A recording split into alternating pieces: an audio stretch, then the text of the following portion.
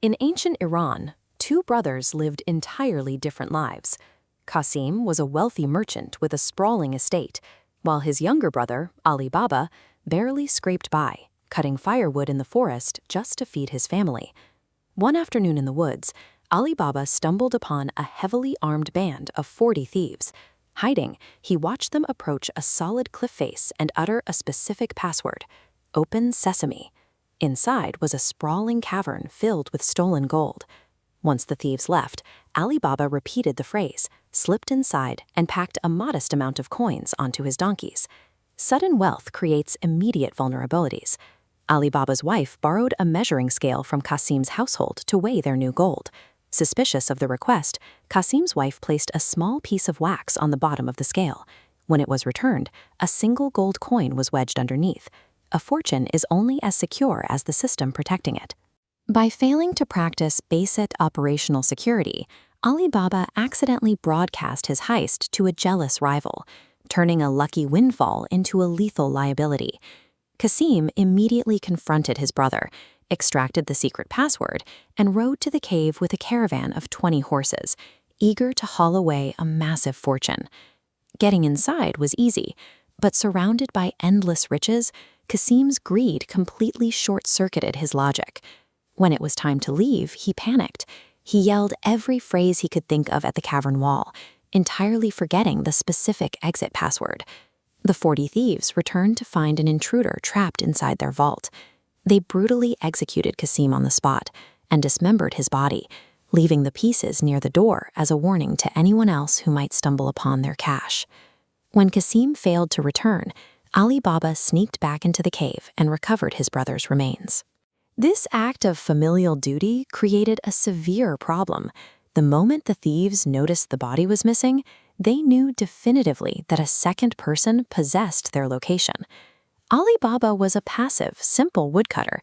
He had zero experience defending against a highly organized, heavily armed syndicate actively hunting him. To survive the coming retaliation, he desperately needed a tactical mastermind. Enter Marjina, the family servant.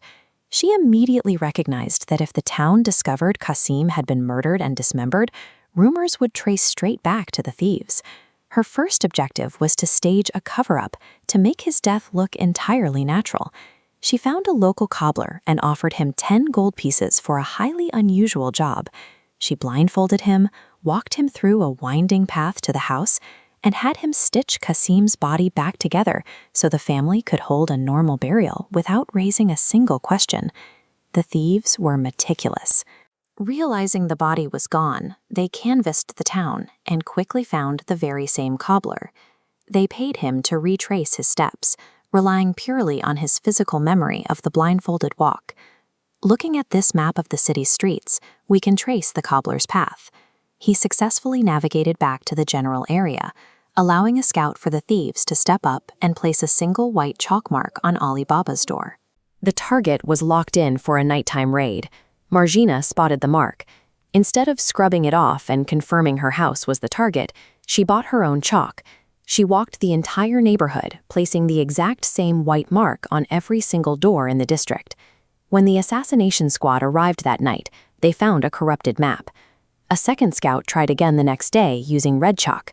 Marjina simply repeated her trick, painting the whole street red.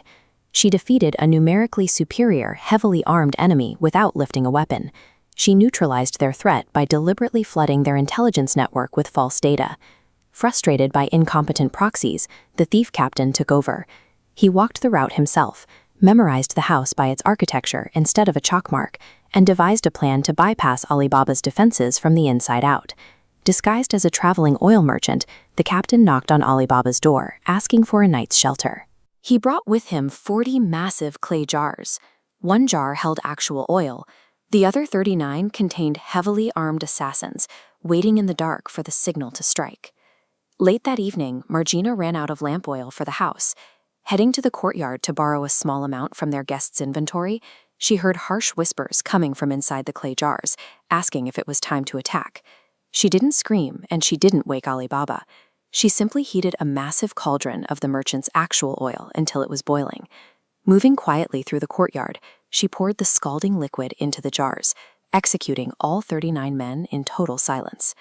Knowing the captain was still inside waiting for his men, Marjina dressed as an entertainer and offered to perform a traditional dance for their guest. As she spun close to him, she spotted his concealed dagger. Before he could draw it, she pulled her own hidden blade and ended the threat permanently. Every step of her counter-offensive relied on weaponizing the enemy's own tools. The jars intended to hide the assassins became their execution chambers, and the subservient role of a house entertainer provided the perfect cover for a fatal strike. With the syndicate entirely wiped out, AliBaba's family was safe. The secret of the cave remained intact, and the unimaginable wealth was legally and physically secure. AliBaba fully understood that his survival had nothing to do with his own actions. Recognizing her brilliance, he freed Marjina and arranged her marriage to his son Abdallah, ensuring her sharp tactical mind would lead their family forward. This scale visualizes the core conflict of the story. On one side, Kasim died because he let greed override logic, and the thieves failed because they assumed raw force guaranteed victory. On the other side, Marjina survived because she maintained strict psychological control under immense pressure. The magical cave and the legendary password provide the story's charm, while the high-stakes game of intelligence determines the final victor. Surviving a targeted hit requires tactical competence. Marjina's success in protecting the family wealth establishes her as the narrative's actual hero.